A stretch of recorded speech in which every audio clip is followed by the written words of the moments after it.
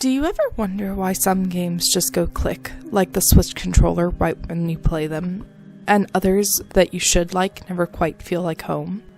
Have you ever played a game like Stardew Valley, then tried a similar one recommended to you like Harvestella, but just couldn't get into it? I get it.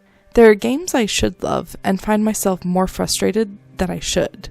But I've come to learn that it's often about how gameplay information and loops are presented to me in the first key hours of a game that make or break it for me. Like I love Graveyard Keeper, but I find that I can only play for a few hours before getting frustrated with constant resource lack or overloads. The management wasn't really presented in a clear way, but another game, Dredge, has me playing for hours at a time just to get one missing aberration. What's the difference between the two? I think this deep dive of SolarPunk's first few hours might help you discover the answer to that question for yourself in future games.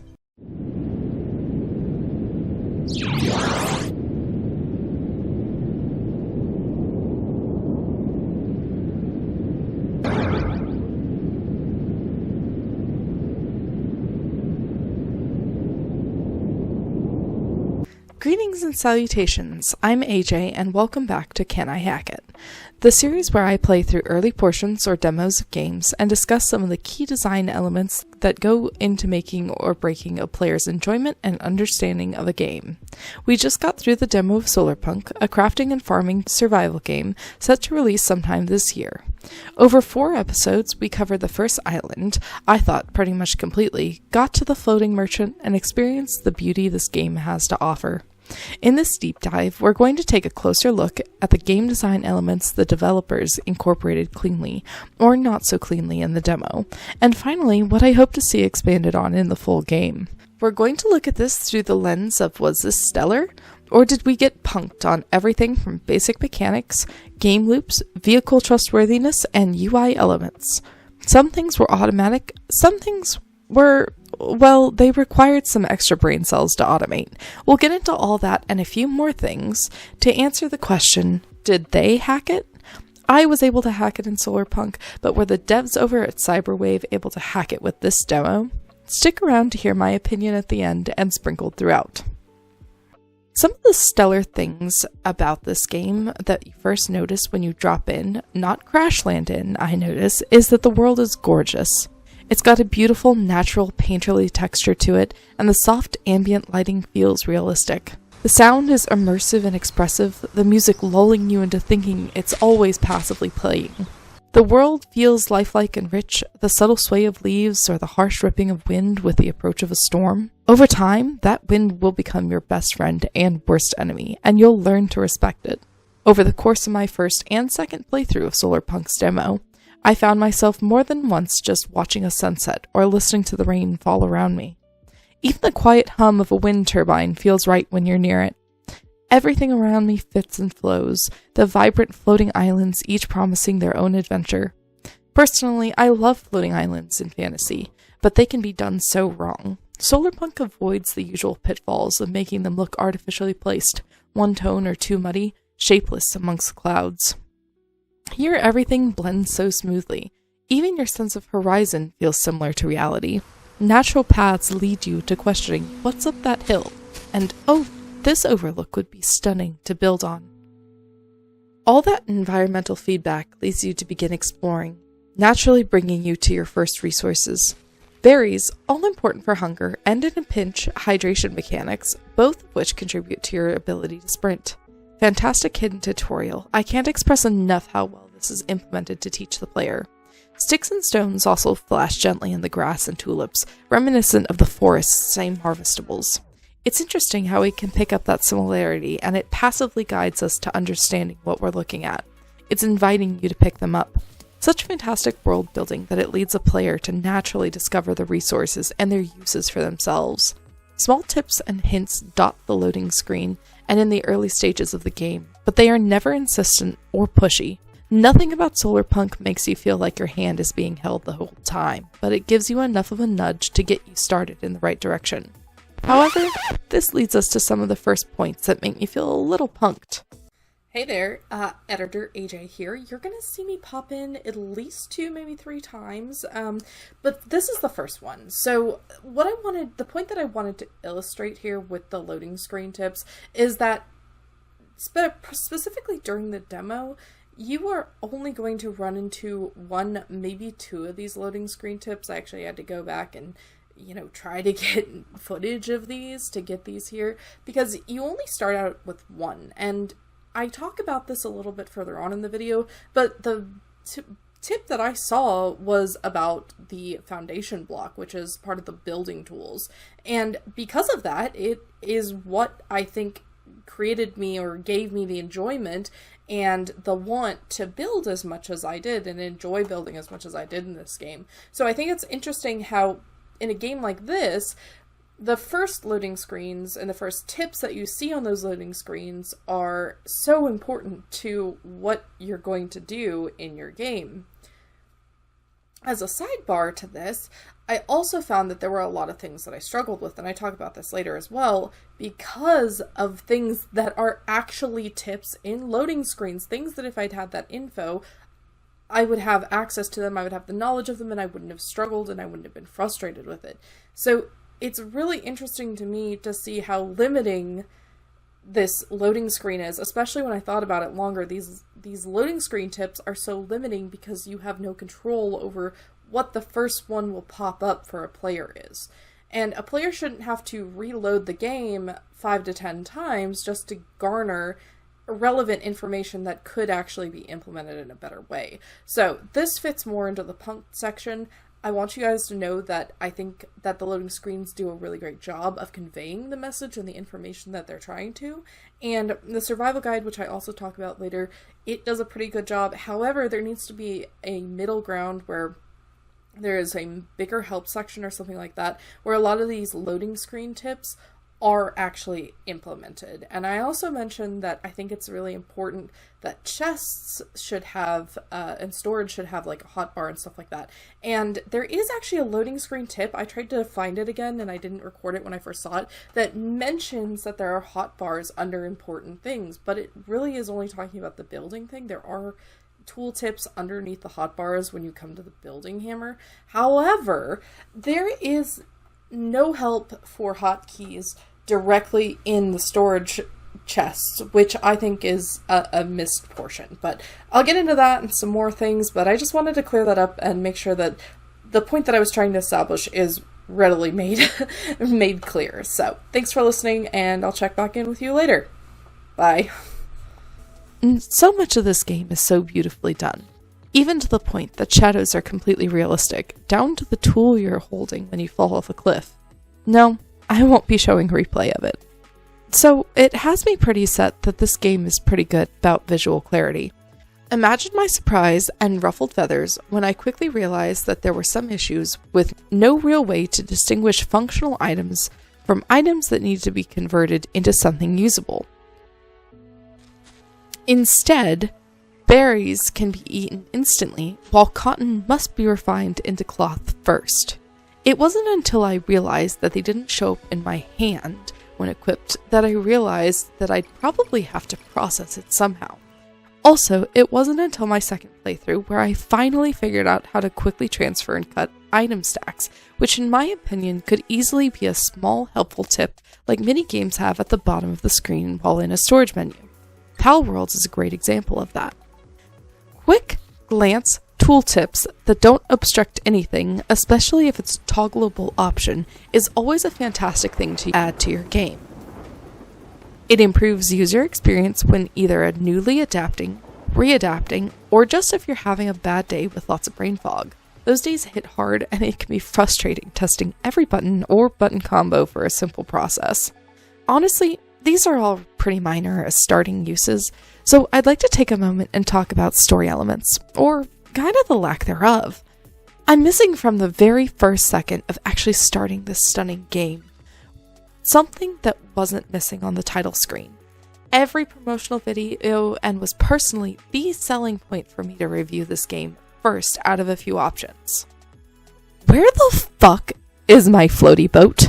The blimp, just in case it isn't clear enough, doesn't even get a cameo of crashing or falling off of one of these island cliffs. It is such a missed opportunity, in my opinion, to not have something like that right at the beginning, carrying the momentum, the title screen, and accompanying music swelled within the player. This becomes even more apparent later in SolarPunk, when we do finally get that invitation, with smoke curling into the sky. I do actually like this story beat, as it leads me to build up to the spot and explore. But then, when you get there, cresting that bridge leads to a distinct letdown. The boat has clearly been here the entire time. I even proved that on my second playthrough by finding the boat before triggering the smoke. It's been crashed, left derelict. Its hull lays half broken, sunken in the sand, almost awashed here on this lonely plateau. It's been here so long there's no canopy left, not even rags caught in branches. The one thing it requires to be a floaty instead of just a boaty. And it's sad. The smoke wasn't here when you arrived. You didn't witness a crash. And certainly not this one. You can't have been on this island for long enough or to have been that boat's original passenger, unless you've had hospital-grade amnesia and just woken up. The smoke appearing as it does after unlocking the dock research is both clever and immersion-breaking. The boat is so derelict and the player character is just waking up. You know, it kind of makes me wonder. Maybe the player character isn't human. Maybe the player character is a robot of some sort who did originally crash land that boat. It may have fried the circuits, or maybe we must have bounced down the cliff and we ended up in a shadowy area where we couldn't recharge from solar energy, like our blimp and all other tech in the game is powered by. Hello, it's literally the name of the game. SolarPunk. Whoa, wait. Okay. Y'all remember Treasure Planet, right? You know, that a flop of a movie that was literally groundbreaking for animation and had the best non-speaking sidekick ever. I'm looking at you, Morph. And still gets my heart pumping with excitement at 30 years old. Dudes and dudettes. I think that in SolarPunk, the main character is a being like Ben.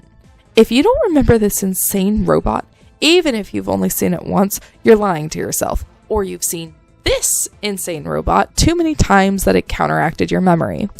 Our insane friend here, Ben, is a bioelectronic navigator. Literally, it's his name. He navigates and plots courses for legendary space pirate Captain Nathaniel Flint. Almost everything in the world of Treasure Planet operates on solar energy, right down to the blimps. You know, ships. Sure, there are sails, but as the regal RLS Legacy's Captain Amelia reminds us, there's solar sails.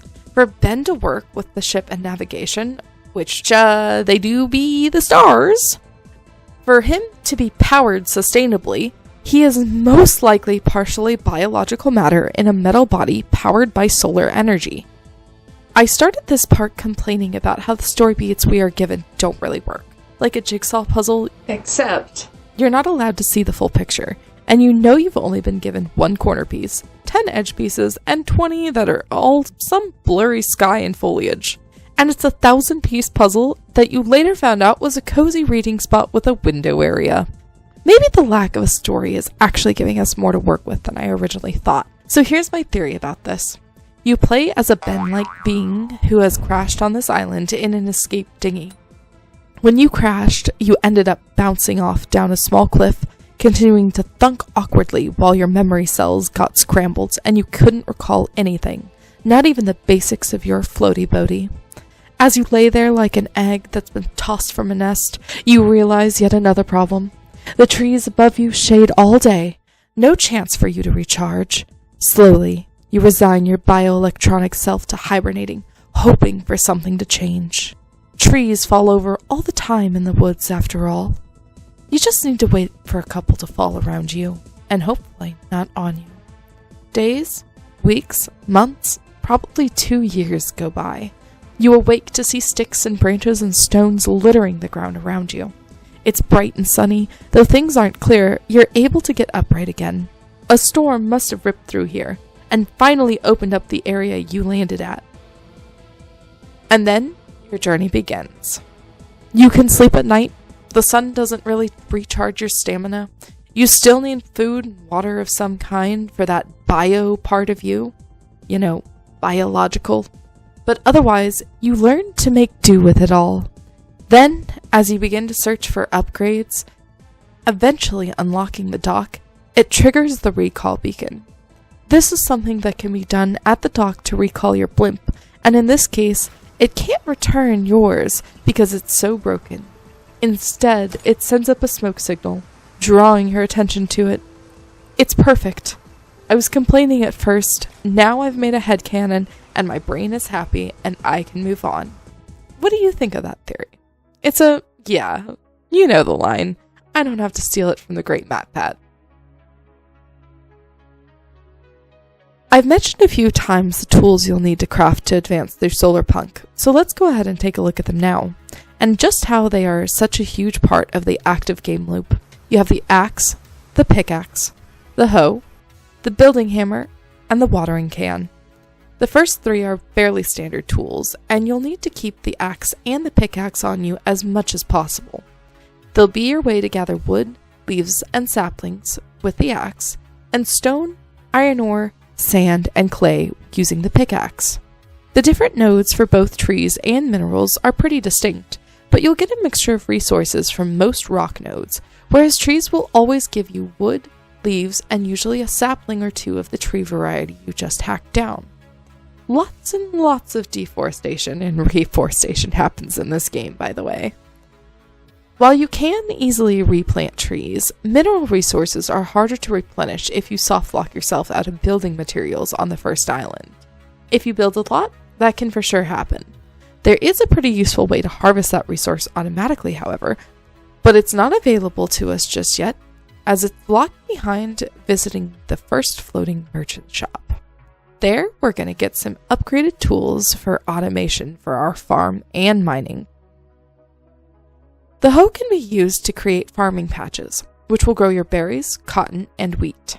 The watering can, the only non-degradable tool besides the special use case of the building hammer, is used to slowly and painfully hand water your crops, and it runs out so quickly. Literally, it's only about 4.5, almost 5, kind of 5 plants, and then you have to go refill again. It's almost useless. I personally ended up kicking the can into my storage chest and just forgetting about it.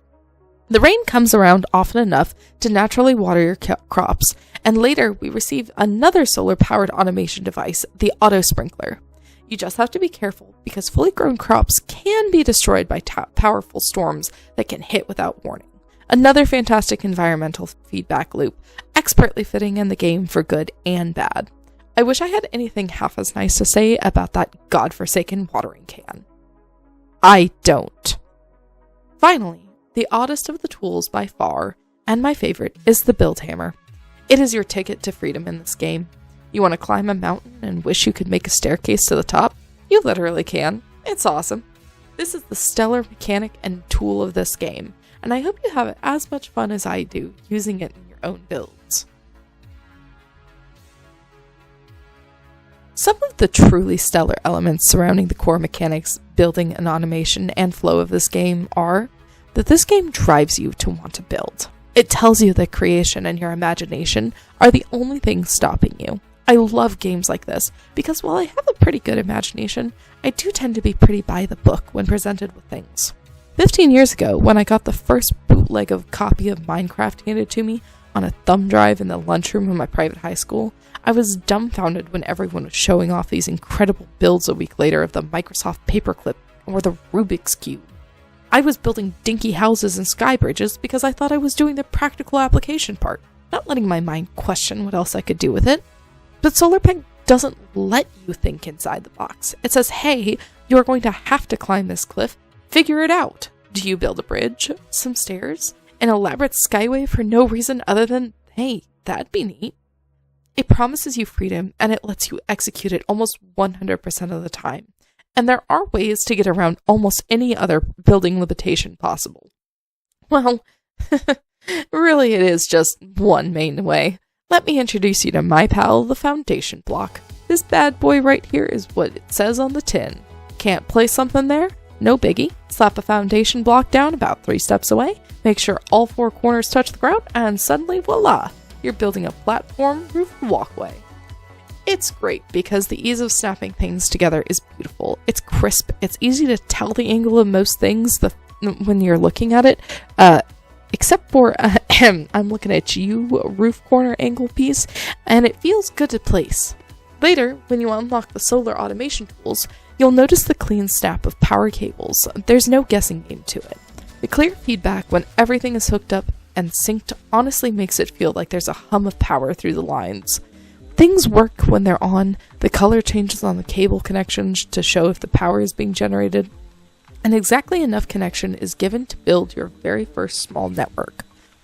All of these are great elements that make a great game feel vibrant and immersive. But when there's so much good, there's sometimes things that slip through the cracks. I feel a little punked from the very first swing I took with the axe tool.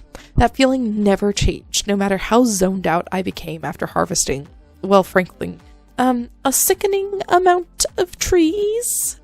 The animation weight and feel for chopping and mining is terrible. The hoe is lackluster, and it's just kind of what it is. But when I tell you the feeling of missing the tree is better than tinking at it, I mean it with my heart, soul, and carpal tunnel ridden hand. It actively takes me out of the game. The mining is worse. It's an actual tink tink tink sound with some rock crumpling after. Fortunately, that pain becomes alleviated by the automatic ore miner, and I eventually left the pickaxe in storage as well. I hope there's an auto tree bot in the full game. That'd be pretty neat. My one problem with machines, though, is that they don't tell you their required power input to work. You have to hook up both the ore miner and the sprinkler to the network overview to see how much you need.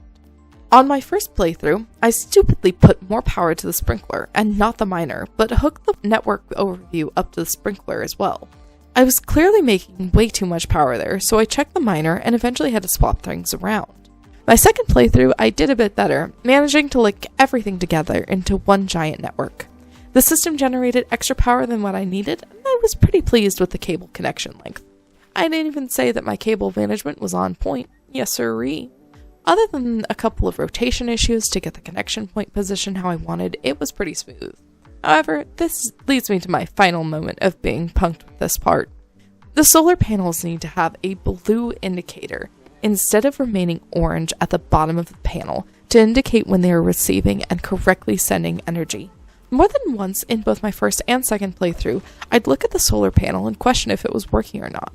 Fortunately, the cable connections would always answer that and I'd move on. Here's some suggestions on how to improve that.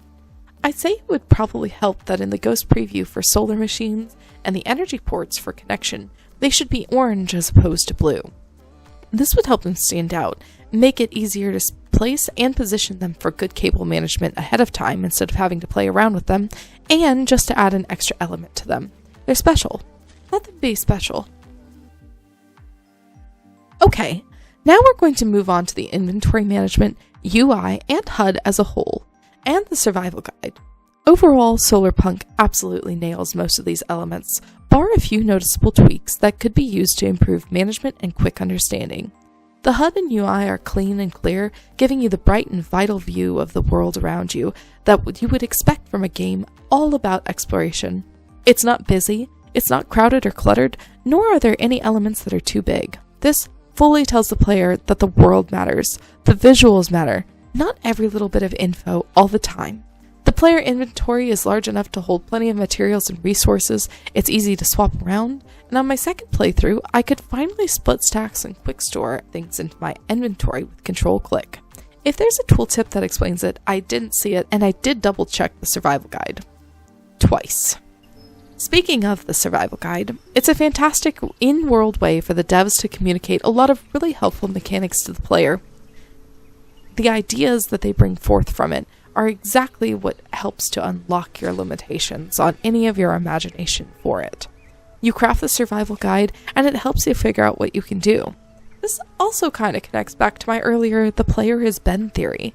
How do you learn all this info from some leaves?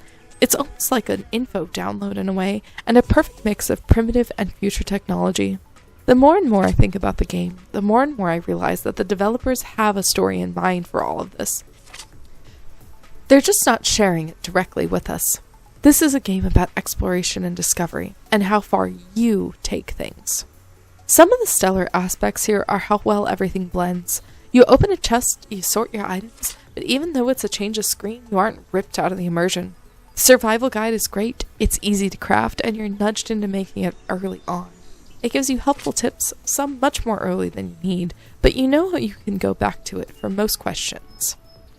However, I do feel punked on a couple of aspects. I think most of these are pretty minor, like the fact that I think chest inventory could be larger on the screen. I feel like I'm squinting at them sometimes, but then again, I'm about to hit 30, so could just be my eyes. Also, like I mentioned, learning tips too soon can confuse the player and make them think they were doing something wrong. I only had a couple instances of this in my playthroughs, so very small nitpick. Another is that the watering can and building hammer should have some sort of differentiation to them, as they will not degrade. The watering can is the worst offender here, having the exact same bar to demarcate its fullness versus axes and pickaxes deterioration bar. Here's the two things that I seriously think need to be considered for changes. Firstly, a small tooltip guide for inventory management hotkeys at the bottom of the screen when you open a chest. Make it toggleable. Toggles are your best friend, game devs. Some people like the option, others don't. Great. Guess what? Both is a viable choice. Adding on to that, always allow for scalable UI. Just do it. I personally greatly prefer being able to individually scale elements, but even just giving a basic overall scalable setting will be an enormous win in the accommodation column. Next, and this is genuinely important, so zone back in for a second. Yeah, you, away from the main monitor for a second, over here, second monitor. There needs to be somewhere, somehow, even if it's a buildable gadget, even a sundial, that helps give us some understanding of time's passage. Sure, the sun moves, you can watch it rise and set, but listen, if it's storming, there is no way to tell if it's night or day except by going to your bed and seeing if you can sleep or not. Give us something, please, that gives us time and weather indication like Subnautica does. Yeah, I know if it's raining, but the difference between rain shower and rain storm is negligible except the thunder and lightning. How long did the storm last? Half a day? A night? A night and day? 2?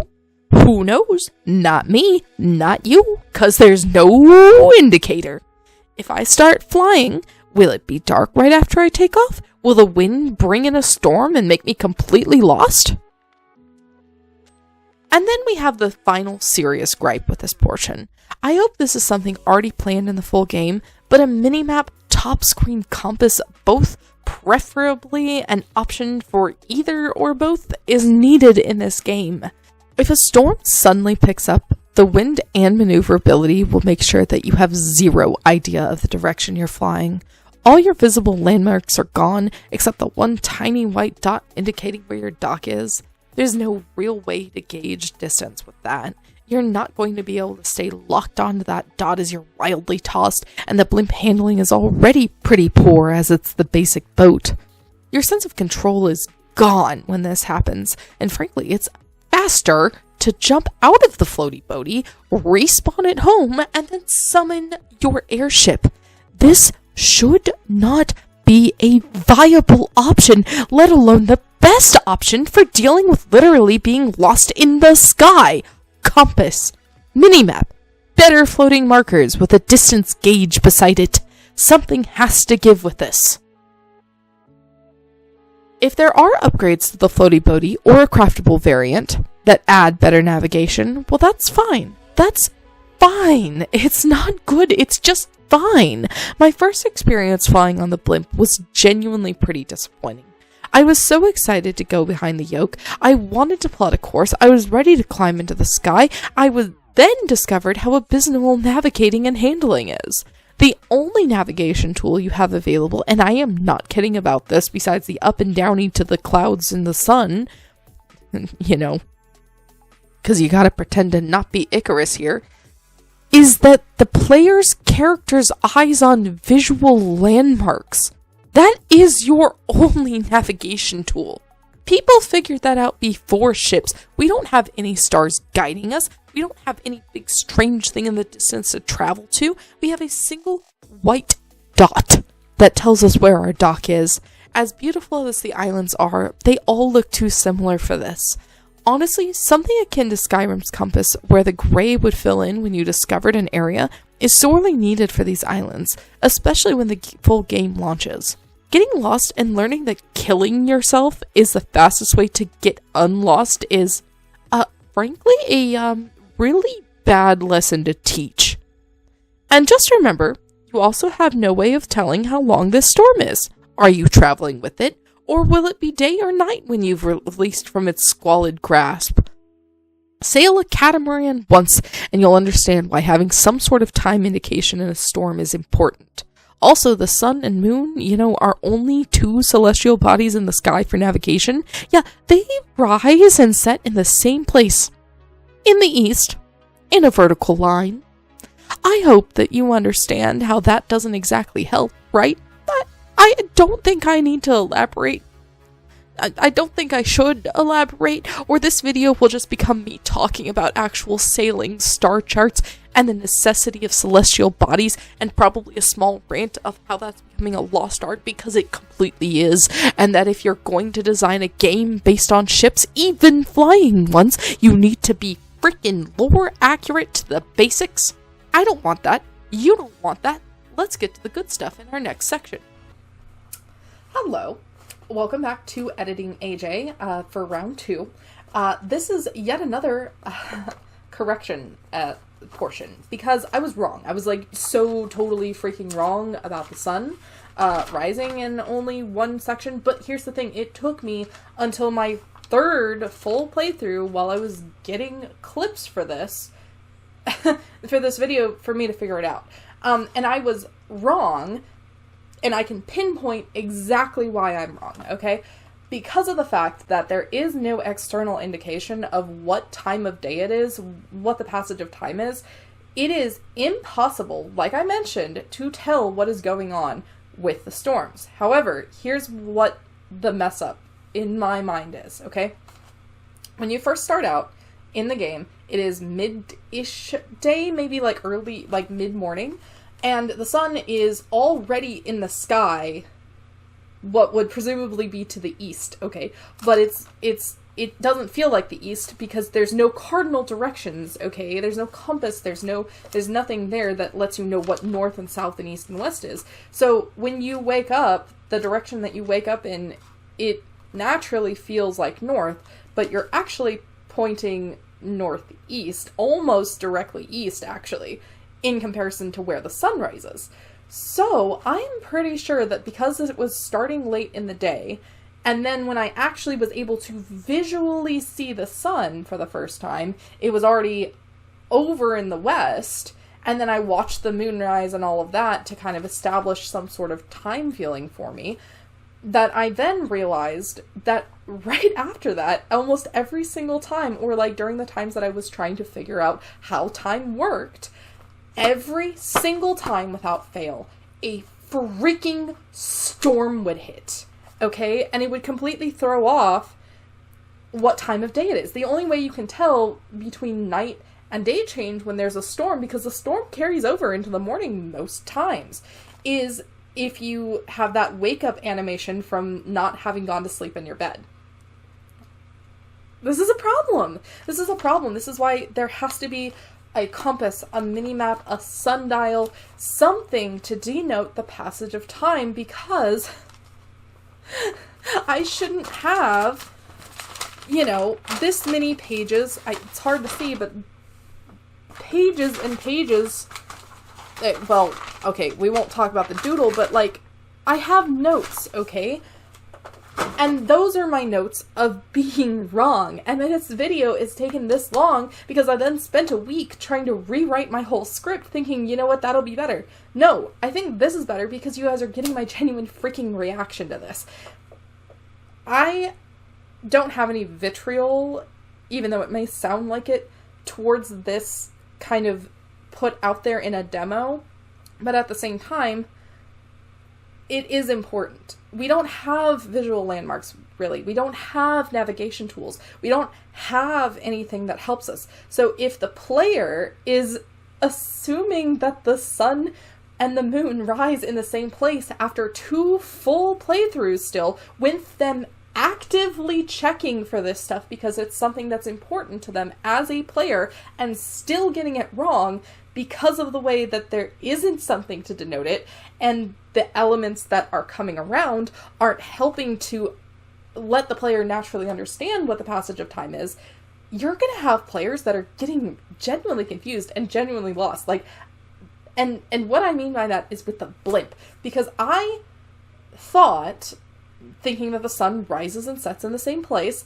that there was one point where I hopped on the blimp and I took off thinking I've got all day to explore. Like, I think I'd gotten distracted something a little bit earlier, so I didn't realize that a lot of midday had passed. This was before I even found out that the pause button doesn't work, so I thought I'd paused. I hadn't paused. Instead, the day had continued to go on, and I get on the blimp, and it's nighttime literally as I'm leaving the dock. And then a storm hit, and then it was still storming the next day. So anyway, I think y'all can understand my rant. I apologize for being wrong, and I apologize for that little bit of misinformation in that earlier part. If you watched till now, though, you're not misinformed. There's only 10 minutes left. I will see you guys back for one more edit. And other than that, I really appreciate y'all for sticking around and for for watching through this so far. There's 10 minutes left. See you again soon. Bye. Chapter 6. The Chicken Chronicles. You hear that walk? Do you see that chicken?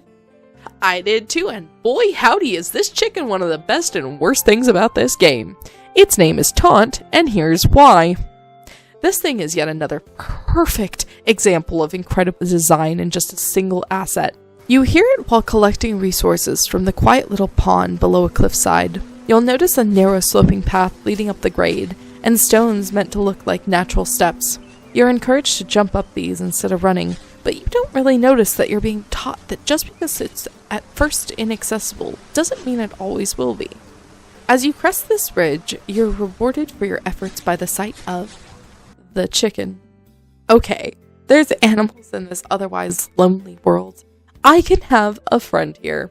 Friend Rietta, I so naively thought to myself, and giggled darkly when my ADHD quickly added, or Kentucky Fried Rietta, after. But no, I didn't want to dip this chicken in the secret sauce of 7 proprietary herbs and spices. I wanted to bring her home. I couldn't interact with her, even though I tested berries right away. That's okay, I thought. I'll just come back and make every effort to befriend her once I've got something she likes and a coop of sorts built. And then I went back to my crafting table, and there, under plants, is a new, craftable seed. Wheat. But it's grayed out. I haven't found any. And on my first playthrough, I never did, because I forgot to do what I was invited to do. Explore. On my second playthrough, though, I was prepped. I would climb that next mountain. I would ford that next stream, because behind every obstacle is a friend-shaped silver lining. Right? That's right. Right? No. Look, I scaled the mountain, built my way up there, found and harvested the wheat. I planted the wheat. I harvested it some more. I made some into dough and some more into bread to explore the mechanic. I planted more wheat. The storm destroyed them that time. I replanted, harvested, prepped. All the while I built a coop in my downtime with wheat growing in it. I was going to befriend the chicken, and I was going to do it right. Finally, I was pleased with what I'd created, so I loaded up my inventory with anything I thought might get me in her good graces. Berries, dough, bread, and the all-important wheat. Plain wheat. And then, after I'd walked by the tranquil pond, my new arboretum growing so beautifully around it, and as I skipped hopefully up those wind-hewn stone steps, it hit me. The wheat wasn't like the berries. It had to be converted. My hope now turned to despair, but I pressed on. I had to try. I couldn't stop right before I did. And so, I attempted to offer the wheat to my hopefully new feathery friend. And it did nothing. She walked away. Hurriedly, in desperate hope, I quickly offered the bread, and again, nothing. Her sideways eyes staring off in ignorant bliss, she stepped past the feast. Dough, maybe? No, again! Berries again, then no, nothing! I nearly flew as I launched myself from the edge of that cliff, barely caring about fall damage. I had to consult the survival guide. It was my one and only chance to make sense of this wrongness in the world. Maybe all of my assumptions were wrong.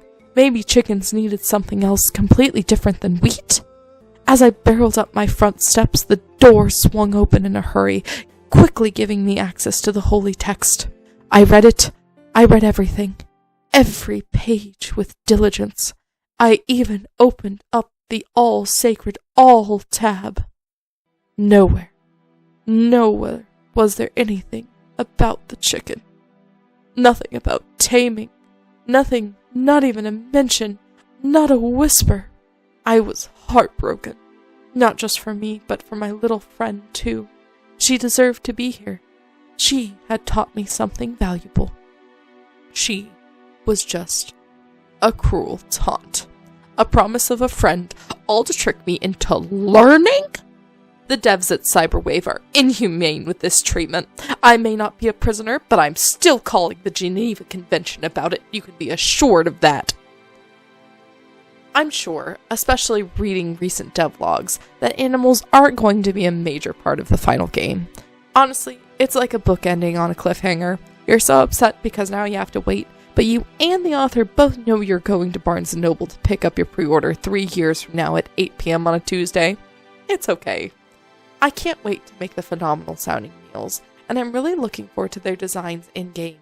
If the inventory scaling goes up and the food looks beautiful stored away, that's an absolute win in my book. Chapter 7. Design Philosophy. Puzzle or Playground? SolarPunk's demo had a lot of wins in my book, honestly. There's something so perfectly composed about its art and concept and execution. It made me feel at home from the second I woke up. I used to love sailing with my poppy when I was younger, and later I grew up to have a minor fascination with blimp travel and hot air balloons to a degree. And I'm going to tell you, there aren't a lot of games with floaty boaty as your main transportation, let alone a game with the mechanics and style I enjoy. I may always end up getting a couple surveillance balloons in Civ 6, but it's not a game about blimps. You see what I mean? But SolarPunk walks a weird Venn diagram between cozy farming, automation sandbox, deep system builder, and vast exploration and discovery. It's like No Man's Sky's little cousin that finally gets to sit at the big kids table. I've been exploring No Man's Sky since August 12th of 2016, and I was still hopping to new systems in my freighter yesterday. I get that same sense of I want to see it all from SolarPunk. It fits into this niche so perfectly. It's condensed and easy to pick up, put down, and come back to. You don't have to build a map of system bases and squirrel away a bajillion resources. There used to be like 20 when it first launched, by the way, but my goofy ass was still happy enough to hoard the crap out of them. I don't have access to a PlayStation right now, but if I did, I'd show you some screenshots from the day of. Please pre-order reward downloads, though. I can show you the proof of that. Look at my goofy little face up there. These are my pride and joy. But you also have this feeling reminiscent of The Forest.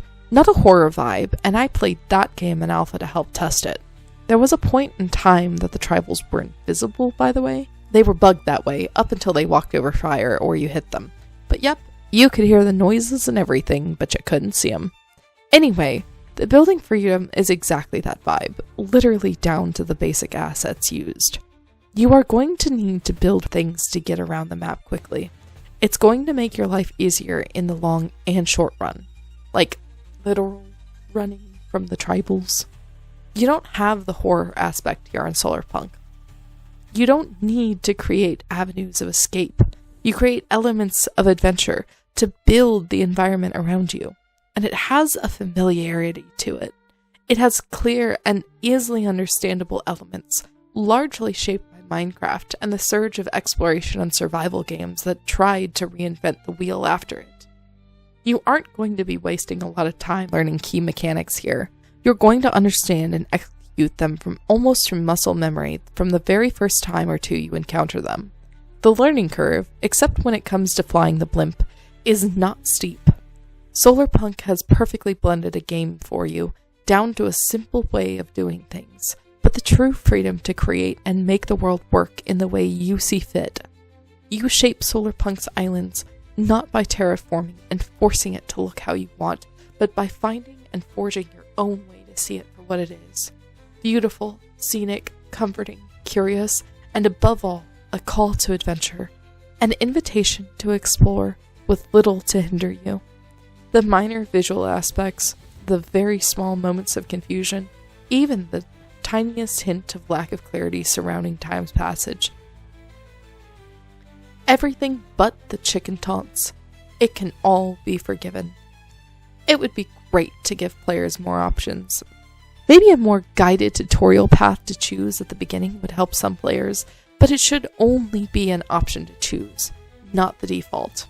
I'd love to see more solar theming right from the start, a broken turbine in the distant island as you look around for the first time, or again, your ship crashing right as you begin to open your eyes, or even the smoke right then and there.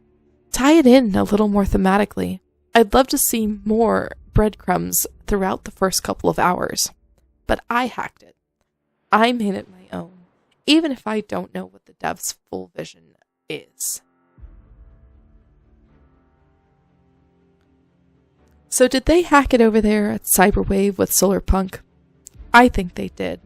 When it clicks, it's perfect. The feedback and environment, they can all give you exactly what you need to succeed. So here's my verdict. It's hackable. It just needs better tool weight and animation to make hacking satisfying. But in my final hour of SolarPunk, I did begin to grow a bit restless, maybe, of being stuck on the one island the demo offered, with only the merchant ship and its technology pickups as the other location to visit. But then, I watched the sun. In fact, I stared directly at it. For hours. In-game, of course. I sat upon a hill and stared, reminiscent about the time I'd spent on this island. It was surreal. I felt like I was back in my childhood on the shore of the beach, watching the day change to night on the endless sky. I found peace. Even amongst the chaos and reforestation, and hand cramps from planting saplings, I was happy with what I'd built. My home was beautiful. My mine and farm were operational. My blimp was flyable. But as the moon began to rise and I drank in the cool evening breeze, I realized what it was. I was missing the rest. I was impatient, caged like I was in the hexagonal laser grid, tied here to only the taste of SolarPunk. It wasn't the mechanics or automation I was going to remember during the wait till release. It was the feeling of solace and self-propelled adventure that I would be dying to find again. SolarPunk has a soul to it that most games don't have. It just needs a bit more of a refined body. I can't wait to play it when it's fully released, but until then, I want to hear your thoughts on SolarPunk and this deep dive. Have you played the demo? Did you struggle with some of the things I did? Was it easier for you than for me? Did I totally miss some things? Did you befriend Taunt the chicken? And if you did, get out. After sending me a video explicitly explaining how you accomplished it, of course, then you can leave with your hidden chicken friending abilities and stop flaunting them in my face. Thank you very much. I hope you enjoyed this deep dive into the SolarPunk demo with me. I know it's been a turbulent ride today, but I'm glad you came with me on this journey. If you haven't downloaded the demo yet, why not? It's literally free on Steam. I've got a couple Planetary Life episodes coming out, and then I'm going to be doing a longer Can I Hack It of Dinkum. I'll of course do a deep dive debrief on both of those, but I can guarantee that Dinkum is going to be much longer of a script than Planetary Life. I'm not going to dunk on that game right now, its time is coming, other than to comment that I do have 2 full pages of notes. Those pages are divided into a positive and negative column. It's the latter column that required a second full page. Again, thanks so much for sticking around to the end, you guys are absolutely awesome. If you're still here, I'm guessing that you liked what you heard and saw, so if you wouldn't mind clicking the like and subscribe buttons, I can promise you that you'll get more content that will only grow in quality.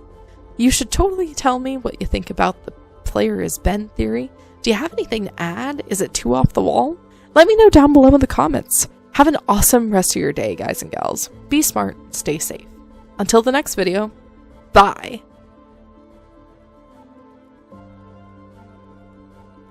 If you want to check out the full playthrough of SolarPunk, you can start off with video 1 right here, or just jump straight into Can I Hack It, the playlist. I try to get out about 2 to 3 videos a week, but this deep dive took a bit extra compared to the gameplay commentary videos. You can catch those as they drop by hitting the notification button right next to the subscribe option. That's all for this one, so I hope you guys have an awesome rest of your day. And again, be smart, stay safe. Until next time.